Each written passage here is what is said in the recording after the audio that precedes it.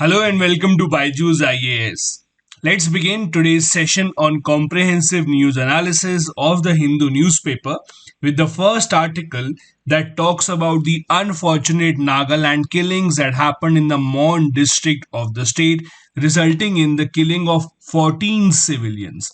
As you know by now, this was a case of mistaken identity. There was an army operation that went bad in which the para commandos of the Indian army fired on a vehicle thinking that this was a vehicle occupied by the Naga insurgents. However, it led to killing of multiple innocent civilians who were mine workers mainly belonging to the Konyak tribes in Nagaland. The author here makes a couple of points in this article. Number one, the author argues that it is the law such as AFSPA which has given unlimited powers to the people working in the armed forces in Nagaland, which has opened up their arms and allowed them to take up such operations even when their intelligence may not be up to the mark. Secondly, the author here says that since there are ongoing peace talks with the Naga tribes by the government of India, how can the army act on such intelligence when most of the tribes are already a part of the ongoing peace talks? The author says that in the past few years, conducting surgical strikes has become a favored way of operation for the army. Mostly, these strikes have given successful results, and that is why this particular strike was also planned by the army in the similar manner. However, there are key differences between this particular strike and the ones that were conducted earlier. Number one, these strikes were conducted inside the Indian territory and not outside of it, meaning that the army had at its disposal unlimited weapons and unlimited resources, which led to such a large figure in casualties. Second, the author says that since there was just one single vehicle carrying all the suspects, why did the army not force them to surrender? Instead, why were they fired at when they did not even have any weapons on them? The author says that it is because of AFSPA that army has gone into this habit of using an offensive force whenever they receive such kind of an intel, and that is why the only probable solution to this kind of a problem from preventing it from happening again is repeal of laws such as AFSPA, as has been done in some other parts of northeast states such as in parts of Manipur as well. The government, on its part, has apologized and has been quick in announcing compensation for the people who were wrongly killed. The central government announced a compensation of rupees 11 lakh, while the state government has announced a compensation for rupees 5 lakh each for everyone who were killed in this ambush. Not just this, there have been messages from the parliament, by the Prime Minister, by the Home Minister, and many other senior functionaries in the government expressing anguish over what happened in Nagaland. But the author says that this compensation is nowhere near adequate. The government should rather think about repealing AFSPA, and if at all, the compensation should have been in crores and not lakhs to give an indication to the army that such actions come at a high cost to the government of India as well. Now, in the later half of the article, the author shifts his focus on the ceasefire agreement and the ongoing peace talks between the government of India and the Naga tribes. The author says that since most of the tribes were already a part of the ceasefire agreement, why was there a need to attack any of them? The army has clarified that according to their intelligence, the group that they thought was traveling in the vehicle was the NSCN-K, which is not a part of the ongoing peace process and is led by Yung Ong, who is a nephew of SS Khaplang. Thus, the danger was imminent and the army had to act on it. Now, the composition of the Naga tribes presents a very interesting picture. Nagas have been demanding an independent nation for them ever since India became independent. In fact, one day before India's independence, that is on 14th of August 1947, the Nagas led by their leader Fizo had announced their own independence. Fizo was a leader of Naga National Council, which fought a long battle with the Indian forces. Finally, in 1975, the government of India and the Naga National Council signed the Shillong Accord, which was the first kind of a peace agreement between the two sides. However, there were some Naga leaders that were unhappy with this accord and they went out forming a new group called NSCN, that is National Socialist Council of Nagaland. This NSCN group also has been split multiple times, with the two main splits being the NSCN IM, led by two leaders, that is Isaac and Muiva, and the second group led by Khaplang called NSCNK. While the Isaac Muiva group is now a part of the ongoing peace process with the Indian government, the Khaplang group has rejected peace talks. Interestingly, SS Khaplang passed away in 2017, and this group now is led by his nephew, who is settled in Myanmar. This was the group that the army thought was traveling in the convoy that they attacked recently in the Mon district. The author also says that looking at the history of splits that have happened in the Naga groups, there is one very clear indication. That is, whenever a split happens, the Indian Naga leaders are always more interested in talking to the government and finalizing a peace agreement, while the Naga leaders that belong to Myanmar have always been more keen on fighting against the government and government agencies. Now, you must understand that the Naga leaders and the Naga tribes don't just reside in Nagaland. A lot of their main leaders are in Myanmar and even in the Indian state of Manipur. In fact, the demand of Naga leaders to have their own sovereign state called the Greater Nagalim goes way beyond the current state of Nagaland. Let's go beyond the write up and see what exactly is the demand of the Naga tribes. As I said, they have been demanding a sovereign region called the Greater Nagalim, which is much more than today's Nagaland. In fact, it would include today's Nagaland, Arunachal Pradesh, Manipur, Assam, and some parts of Myanmar as well. Their demand also includes having a separate constitution and a separate national Naga flag, which the government of India has not agreed to till now. Now, there is one other aspect of what happened in Nagaland and why the government was so quick to apologize and accept its mistake. That is, the people who were killed in Nagaland belonged to the Konyak tribes. The Konyaks are one of the 19 major Naga tribes and one of the most heavily populated. Their total population in Nagaland is about 3 lakh plus. For the government of India, the worrying part is that this particular tribe has usually been in favor of India and in favor of signing a peace agreement and has not supported the other insurgent groups. But this action by the Indian army may push them towards the other side, which is the government's concern. The Konyaks live not just in Nagaland but in Arunachal Pradesh and Myanmar as well.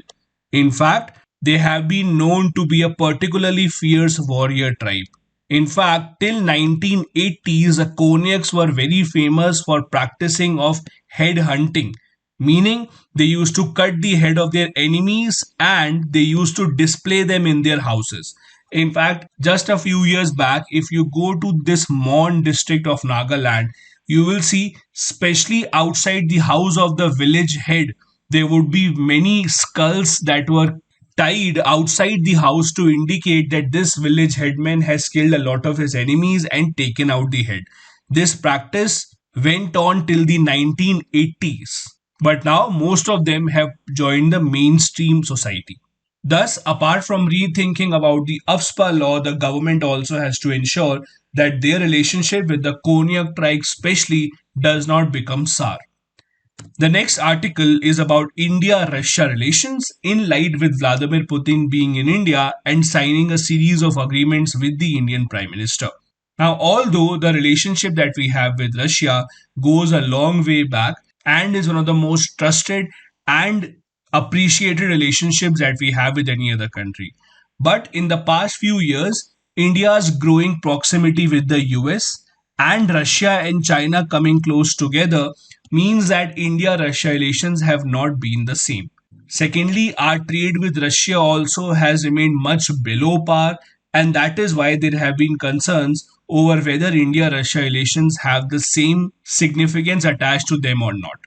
In that light, Russia signing the 10-year military technical plan with India including the transfer of technology to India and an agreement to make more than 6 lakh Kalashnikov assault rifles in India comes as a good sign.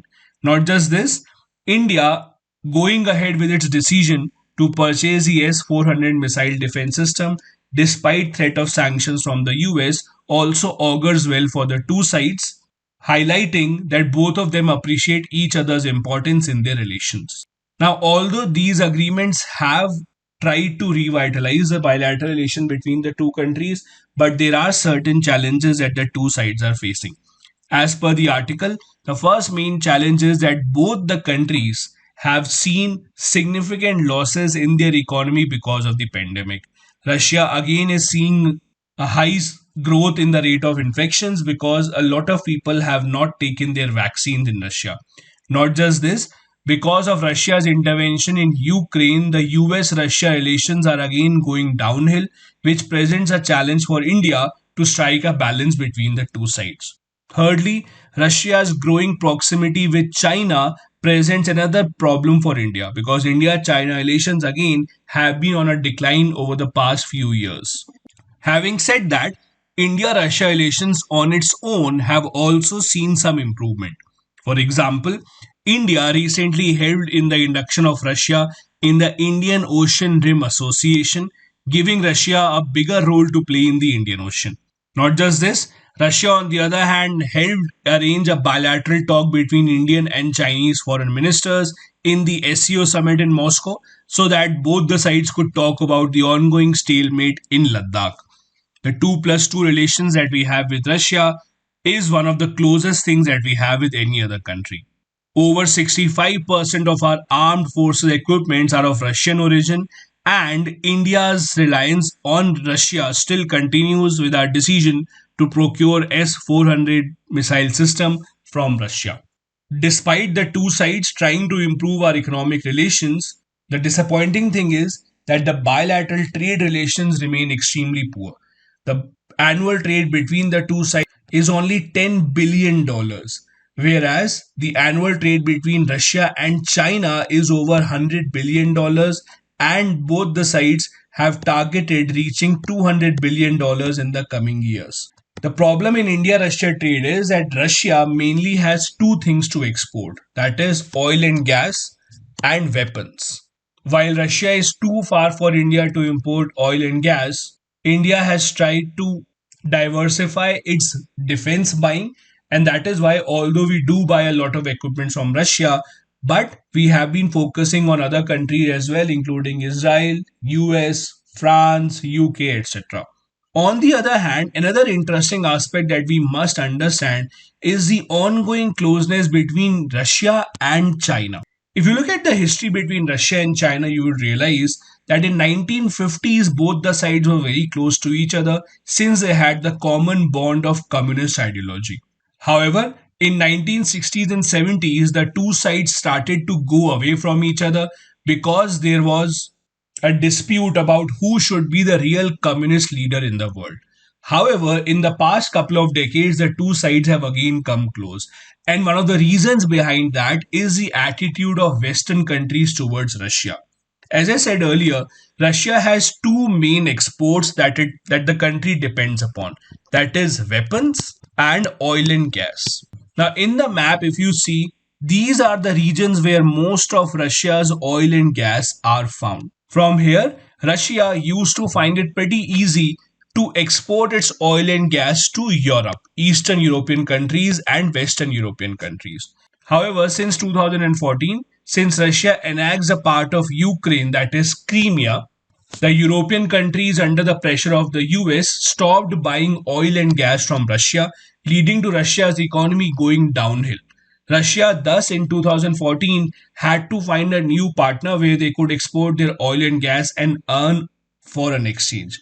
This is where China came into the picture. Although China is pretty far from the oil and gas producing regions of Russia, but China invested huge sums of money in Russia in building pipelines so that its energy supply could continue from Russia. Since then, the two sides have become extremely close, signing deals in oil and gas and weapons worth billions and billions of dollars. The two sides have also come close to each other because both of them are on the opposite side of the American hegemony, and that is why they see a common adversary in their foreign policy. Russia recently invited China to be a part of its biggest defense games as well, thus highlighting the closeness between the two sides. The next article talks about the public health expenditure in India. The author here focuses on the recently released National Health Account Report of 2017-18. As per the National Health Account Report, Indian government's expenditure on health has increased and reached 1.35% of the GDP. Not just this, as per the report, the public's out of pocket expenditure on health also reduced, which is a good sign. However, the author says that both these numbers don't present the complete story. There are a lot of loopholes in this report that the author is trying to find out here. As I said, the National Health Report says that now government's total public health expenditure has increased to 1.35% of its GDP, and the out of pocket expenditure done by Indians on their health has come down below 50%. However, the author says that the way the data is collected gives rise to some suspicions. Now, what exactly is the author trying to point out here? First, the author says that India's spending on public health is one of the lowest in the world.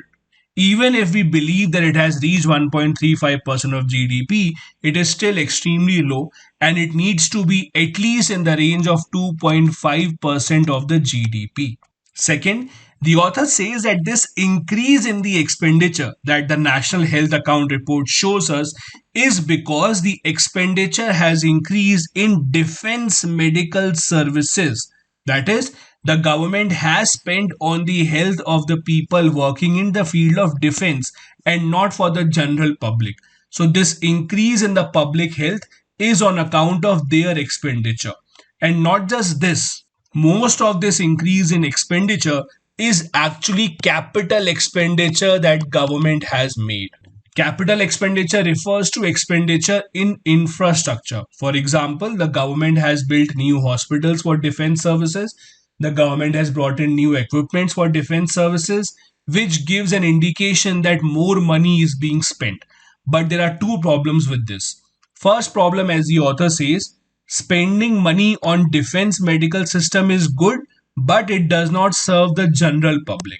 Secondly, if the government's money is being spent on capital expenditure, that means it is a one off thing and you cannot assume that it will remain every single year. For example, if the government has spent 500 crore rupees on building a hospital, this expenditure of 500 crore rupees should be divided every year and not as a one time expenditure of 500 crore, which will artificially bump the government expenditure numbers as per the author.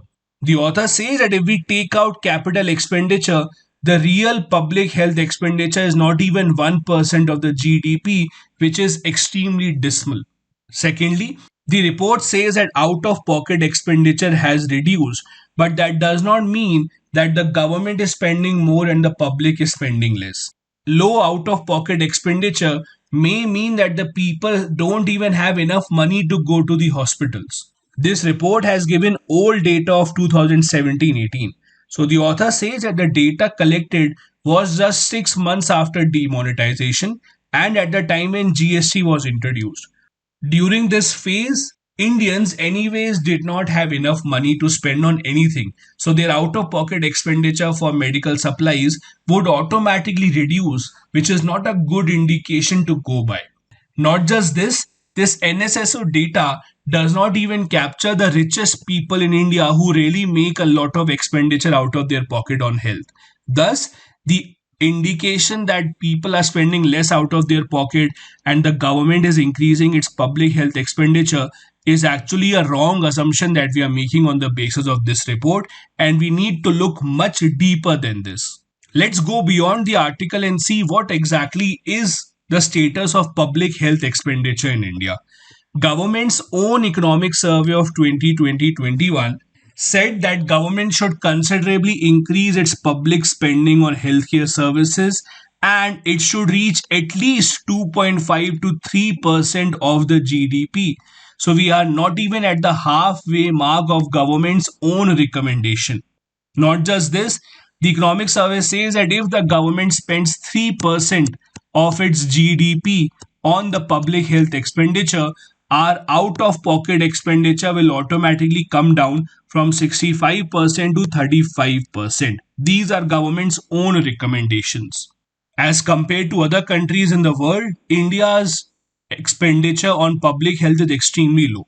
The OECD nations, some of the most developed nations in the world, on an average spend 7.6% of their GDP on public health. Not just this, even the BRICS countries on an average spend 3.6% of their GDP on their health sector. India, as you can see, has not even reached the goal of 1.5%, so we are much below the other nations. Let's also look at some of the top nations as per their spending on public health. As a proportion of their GDP, it is the US that spends most money on its public health with 16.8%. Next comes Germany, Switzerland, France, Japan, Sweden, etc. As you can see, these are some of the most developed nations in the world that you usually see at the top of social indicators, such as Sweden, Norway, Austria, Denmark, etc., which indicates that there is a clear relationship between the government's public health expenditure and the social indicators in the country. The next article that we have talks about the mediation bill that the government is planning to introduce in this session of the parliament.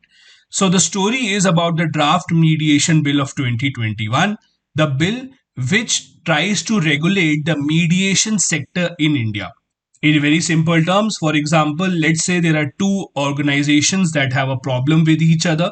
One organization says that the other organization had to pay its more money, and the other organization says that no, we won't pay any money because you did not give us the services.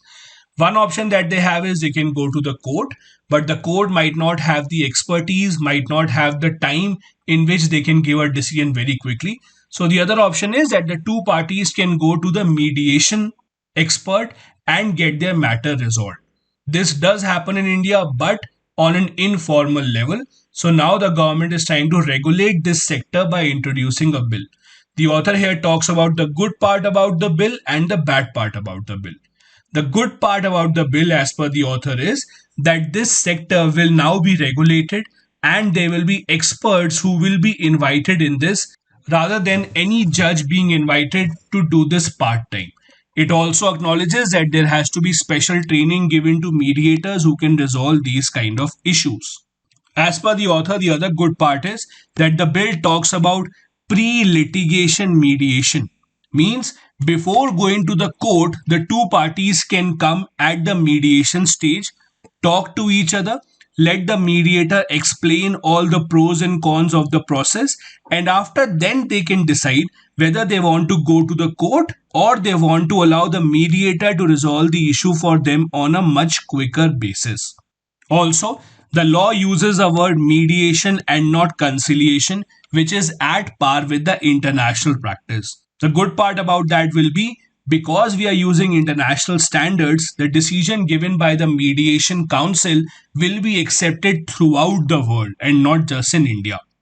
India is also a signatory of the Singapore Convention on Mediation, as per which the countries agreed to set up a proper mediation regulatory framework within their country, which will be acceptable throughout the world. All these are good parts about a bill which has become a necessity, especially at the time of COVID 19, where the companies are looking for easier methods to do business in countries around the world. However, not everything is great about this bill. The author says that there are some lacunas as well. The government expects that this would make India a hub of international mediation, and parties from outside the country might also come to India to get their matters resolved. But the author says that this would not be the case. Why? Number one, as per the bill, this mediation would be considered as a domestic mediation in India, and the decision of this mediation would be given the status of a judgment of a court in India. The problem is the Singapore International Convention does not apply to settlements that have a status of a judgment. Thus, the decision given by Mediation Council in India might not apply to nations outside India, which would push the parties away from India. In this case, these institutions would opt for Singapore or Sri Lanka to get their matters resolved rather than coming to India for their mediation.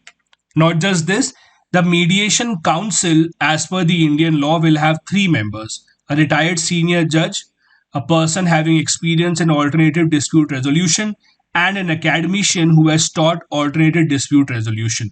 But this body does not have any representation from the Chief Justice of India, which is bad, and not people who are right now internationally pursuing this profession. So there is a lack of experts here, and the topmost judge being absent from this council raises a question mark over the formation of this council. Not just this, as per the law, there are still a lot of disputes that cannot be mediated under this particular provision. And the author raises question marks over that as well, since it's a long list and it should be curtailed.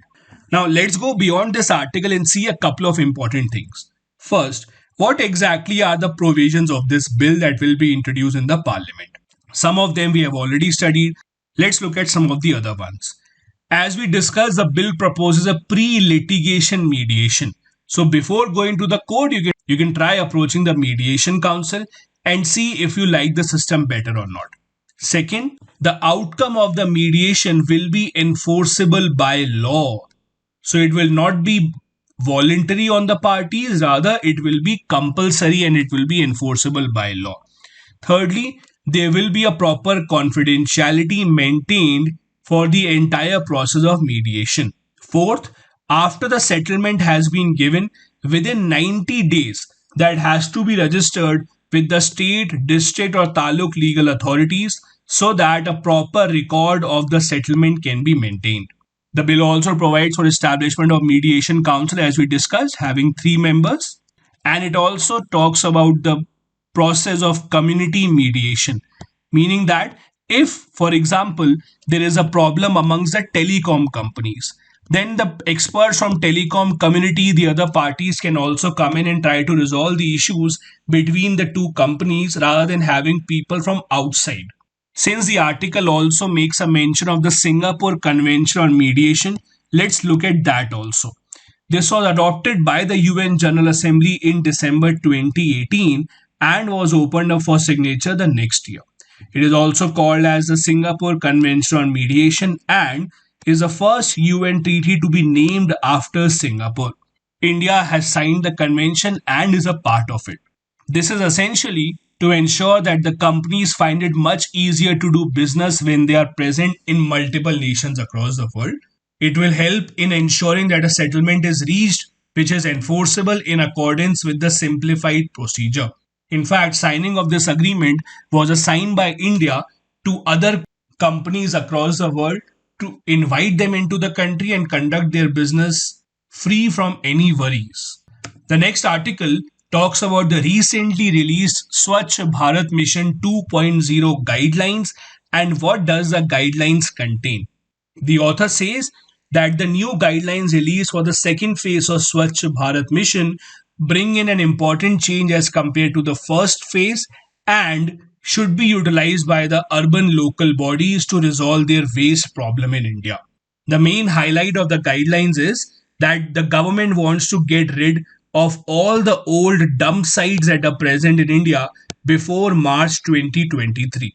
The guidelines talk about source segregation, door to door collection of waste, separate transportation for different types of waste, processing of wet waste, dry waste, construction waste, and demolition waste across the country. In the first phase of the Swachh Bharat mission itself, a lot of local urban bodies had set up their proposal for setting up waste processing systems. Although these proposals were accepted, but due to lack of funding, eventually not a lot of them were built across the country. But the second phase guidelines focuses on the process of bioremediation and on building of these waste processing plants. Bioremediation is a process of dismantling the old waste heaps and making sure that we recover enriched soil and use them as heating material in the cement kilns, thus making useful material out of the waste that we produce every single day. As per the guidelines, the urban parts of India produce about 1.32 lakh tons of waste on a daily basis, out of which only 25% is processed, while the others are filled in landfills across the country throughout the year, leading to huge mountains of waste material being developed in major cities across the country, including the national capital. Thus, India has about 72 crore tons of waste that we need to process now using different technologies, including bioremediation. As per the authors, in the guideline release for the second phase, a total of 1.41 lakh crore funding has been given by the government of India, which also includes about 40,000 crores specially for solid waste management. The guidelines say that waste processing facilities will be set up across 154 large cities having a population of over 5 lakh. The government has also increased its funding. Earlier, most of the funding had to come from urban local bodies, but now the government of India has stepped up its own efforts. The government says that 90% of the cost will be given by the government of India in northeast and Himalayan states. 100% cost will be given by the government of India in union territories without the legislature. 80% for areas in union territories with legislature, so on and so forth. In the first phase, the government only provided for 35% funding, and the rest had to come from urban local bodies. But now the government of India has increased its own allocation under the Swachh Bharat Mission second phase. However, this funding in the second phase is only for waste processing facilities and not for buying transportation vehicles, dustbins, etc. The author says that this can also help India generate a lot of organic compost.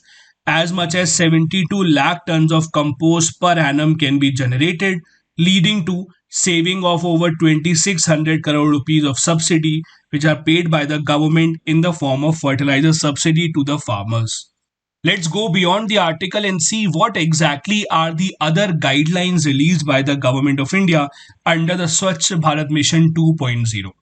So the Swachh Bharat Mission, as you know, comes under the Ministry of Housing and Urban Affairs, and the second phase will be implemented for 5 years from 2021 to 2026. The first phase was launched on 2nd October 2014 and went on till October 2019. It aimed to achieve 100% scientific management of municipal solid waste and making India open defecation free.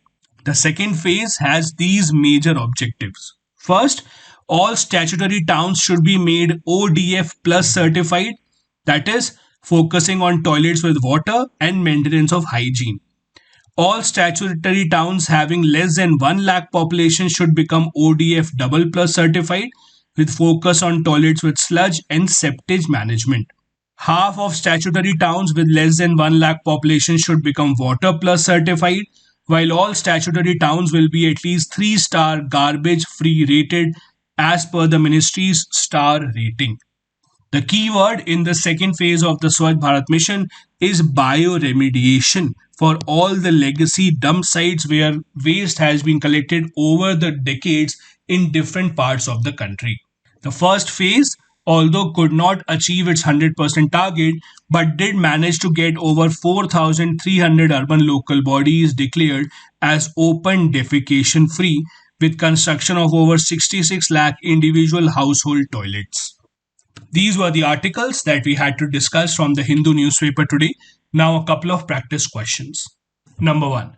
Why has India's performance in the field of solid waste management been less than satisfactory in the past decades? Explore all the possible reasons.